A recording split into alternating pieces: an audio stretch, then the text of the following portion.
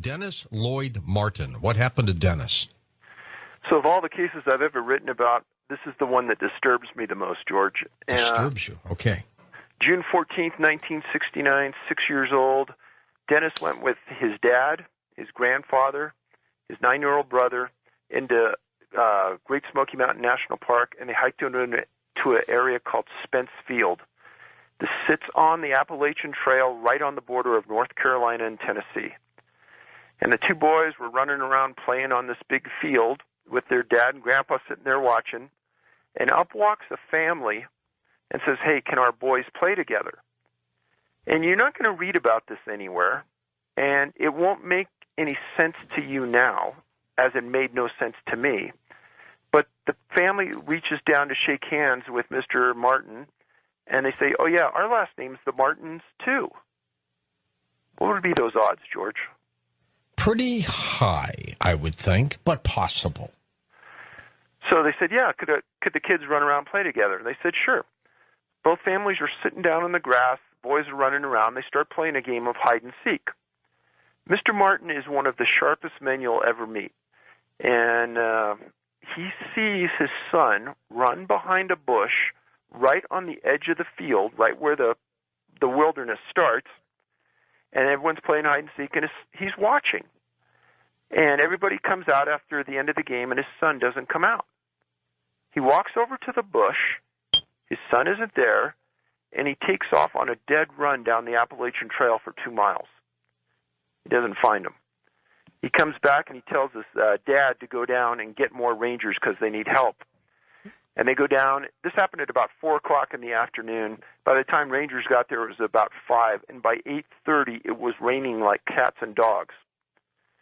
Now, as the boys were playing this game of hide and seek, 2,000 feet below them, in an area in Cades Cove called Rowans, R-O-W-A-N-S Creek, a family asks a ranger where they can go to see some bear.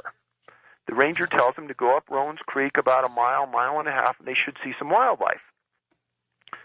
This family, their last name is K-E-Y. It's the Key family, and it's Key for a reason. The family walked up the valley, and they report hearing an enormous, sickening scream, louder than they could ever imagine. At about the same time, their son says to the dad, "Look at Dad, there's a bear running in the bushes up there on the hill." The dad says, "No, son, I don't think that's a bear." They thought it was a man hiding behind the trees and the bushes, hiding from them. Now, this is simultaneous or just after Dennis disappeared, maybe an hour after. Now, obviously, the Key family didn't know anything about that Dennis had disappeared the hour previously or 2 hours previously, but what they were seeing was odd. But they didn't think much about it other than it was really weird. Right. So they go home, and the next day on the front page of the Knoxville Times is a picture of Dennis Martin and this disappearance. And Mr. Key says, well, the time frame and the distance could make some sense. So he read in the paper that the FBI had an agent monitoring the case. So he calls the FBI and he says, "Hey, I'll meet you at the park. I'll show you exactly where I saw what I saw." And the agent tells him, "No, myself and a National Park Service ranger will meet you outside the park at a different location," which makes no sense until you understand that the Park Service and the FBI had an agreement with Mr. Martin. In 2 months, the man never left the park. He wanted to know about everything that was happening with the search for every detail. And he had an agreement that he was going to get told that. 3 days after the FBI and the Park Service meet with the Key family, a reporter for the Knoxville Times hears about it third hand from a law enforcement source and confronts the FBI, and they admit that they went to interview this person, and they admit to what they were said. So the press reporter tracks down the Key family and gets the interview, and then tells Mr. Martin, well, he goes livid. "Why are you hiding this from me?"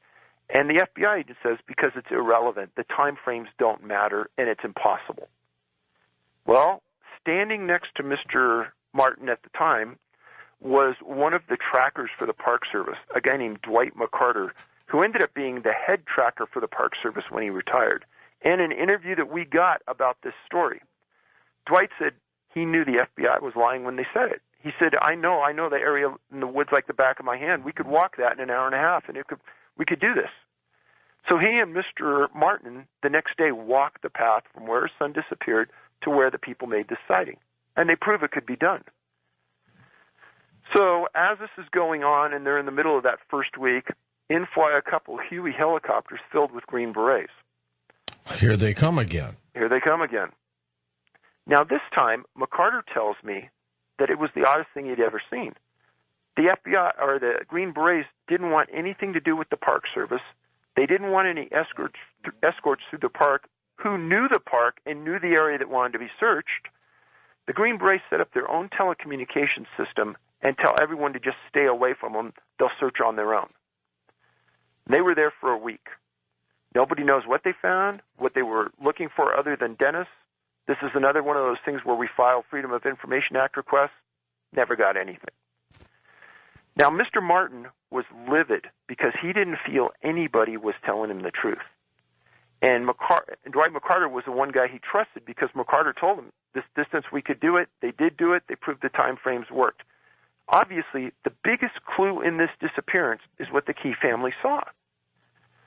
Now, Mr. Martin won't talk to the press and won't talk to law enforcement. I've tracked him down, and he lives in the same house that he lived in at the time his boy disappeared. And myself and another researcher just went cold, knocked on his door. He came to the door, I explained who I was, and he said, Dave, my wife and I made a promise that we wouldn't talk about this anymore. It's ruined my life. It's ruined our family's life. Well, I explained to him that I came here from California. I guaranteed to him I knew more about this story than anybody, and would he just give me 15 minutes of his time? He looked at his wife, he closed the door, he stepped outside on the porch, and we had a conversation. And I asked him, I said, what's the one or two things that I should know about this case that isn't in the press, that nobody wants to talk about it, but what you know? He says, well, there's a couple. He says, you know that family, what they saw on the hill? I said, yeah. He said, well, the newspaper and the Park Service won't tell anybody this, but when they saw that thing on the hill, it had something on its shoulder, and nobody will talk about it. Like it was carrying him? Carrying his son, that's what the implication was. Yeah. And then the other thing is, he says, Dave, do you know about the other disappearances in the park and the surrounding area? And I said, actually, I know about 12 of them, and I named them.